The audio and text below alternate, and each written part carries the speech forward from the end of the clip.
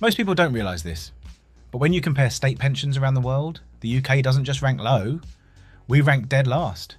But here's the twist. That bad score? It might be the very thing keeping our pension system alive while others collapse under their own weight. Today, we're breaking down how the UK state pension really stacks up, what generosity actually means, why people are misunderstanding the whole system, and what this means for your retirement. Let's get into it. The global pension comparison. Why the UK ranks last. When experts compare pension systems, they look at three big things. 1. Replacement rate. How much of your salary the state pension replaces. The UK, 22%, Italy, 76%. That difference alone explains why so many Brits feel the system is stingy, because compared to Europe, it is. 2. How long you spend receiving your pension, that's state pension age plus healthy life expectancy. The UK sits around the middle. Countries like Japan get far more healthy years. The US surprisingly gets very few. 3.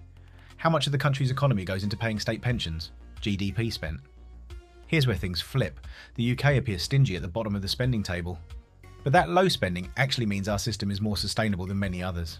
Countries like France and Italy are burning 12% of their entire economy on pensions, while also dealing with ageing populations, low birth rates, rising costs. Their systems are generous, yes, but they're also creaking under the pressure. Generous versus sustainable. The real question. It's easy to look at France and say, I want that pension, early retirement and far higher payouts. But here's the problem. Generosity isn't free. French retirees today actually earn more on average than the workers paying for them. That's not a model, that's a time bomb. The UK system, by contrast, built itself to be smaller, simpler, cheaper, harder to break. It's not glamorous, but long term, it's safer. The triple lock, the UK's secret source of generosity.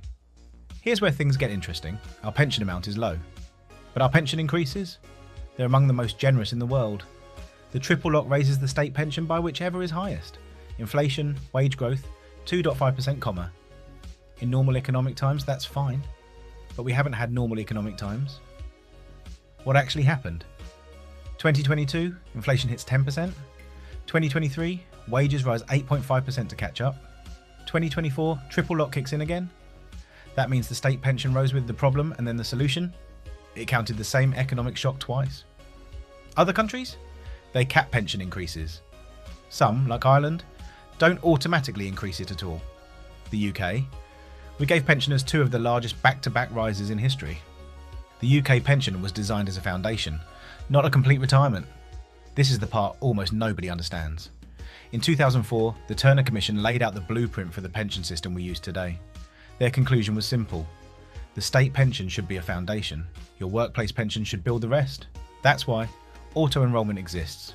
The 8% minimum contribution exists. Replacement rates are low. The UK system was never designed to fully fund retirement. It was designed to give you a base layer, then put the responsibility back on you. But the public was never really told that clearly. And that's where the tension comes from. The real problem. Expectations versus reality.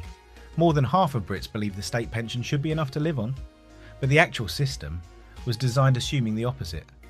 This mismatch creates unrealistic expectations and political promises that can't be delivered without raising taxes sharply. We want low taxes, high pensions, private savings and no cuts, and no debt. We cannot have all of that. Something has to give. So is the UK pension system broken or brilliant? It depends on what you expected. If you think the pension should replace most of your income, the UK looks stingy. If you think the pension should be a base layer that avoids economic collapse, the UK actually scores extremely well. By ranking at the bottom, we may be avoiding the very crisis countries like France and Italy are driving toward. Final thought. Policymakers designed a system where the state gives you the foundation. You build the rest. But nobody ever said that out loud. The most generous thing the government could do now? Tell people the truth. The state pension isn't designed to fund your retirement, it's designed to support it, and the rest is up to you.